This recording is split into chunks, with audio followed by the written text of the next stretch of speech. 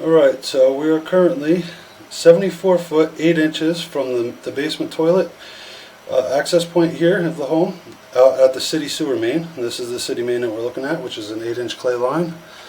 We're going to back up right here, and this is your tap into that main line, which is also clay. And as you can see, the water is properly flowing from inside the house out to the main.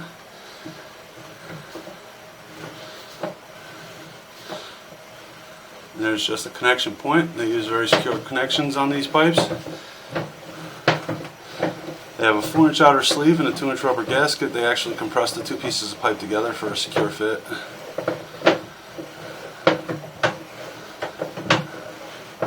Now this line was just jetted, so it is pretty clean.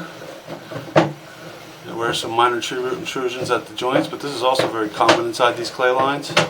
Now clay pipe gives off the presence of moisture, and the tree roots seek out that moisture. So look for the easiest point of access, which is at the joints. Now they only need a hairline entrance to get in, and once they get in, they thrive due to all the nutrients inside that pipe. Now their start is a tree root intrusion, where they're just poking into the line. Their second stage is a tree root curtain. That's when they actually start growing down the line. The third and final stage is a tree root ball, which you don't want to happen because tree root balls cause internal pressure on clay lines and can actually crack and break them apart, as well as cause obstruction and blockages and restrict flow. Fortunately today, there are none of those because I just recently jetted this line. As you can see, it's pretty crystal clean in here. Now I did locate the camera head at the city main and the tap in the street, and I also did locate the camera head at the foundation wall where it transfers from the clay line into the cast iron. All connections look good. There are no issues, and again, water is properly flowing from inside the house out to the main. Now, some of those cracks that you see like that, those are just...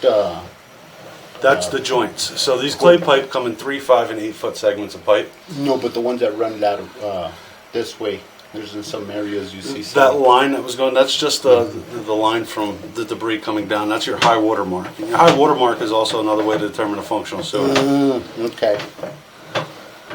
So these lines that you're looking at on the left and right, if you were to have the dishwasher, the washing machine, and the shower running all at the same time, that's where the water flow inside the sewer line would be running out towards the main. Okay. Yeah, I see those black lines and I'm wondering, yeah, okay, and okay. And the blackness is coming in from the cast iron, as there is some corrosion in there.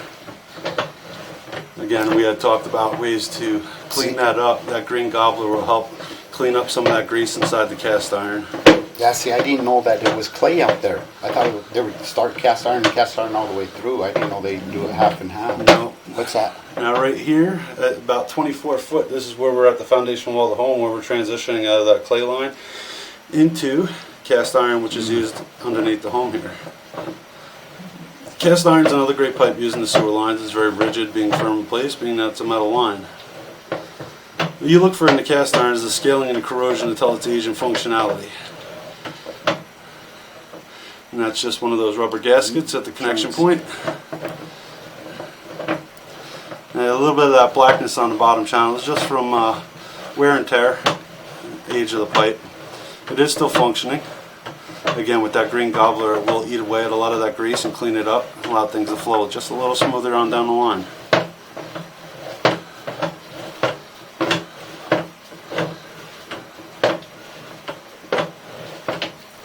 And cannot see the entrance from the... Yeah, I did not see the access coming into the main line from it the has washer to be and dryer. tight. Do you think it's just going in the ground or what? It may even have a secondary line. Sometimes in Denver they do have what's called a Denver Y, where the line splits, but I did not see that connection point. Well, then it's not there or what? What was that? No, this is just me coming up out of the toilet right here. So I'm going to exit my point of entrance. I'll show you my location real quick, which is this toilet flange here in the basement. I do deem the line is fully functional with no signs of issues or concerns. It does look pretty clean.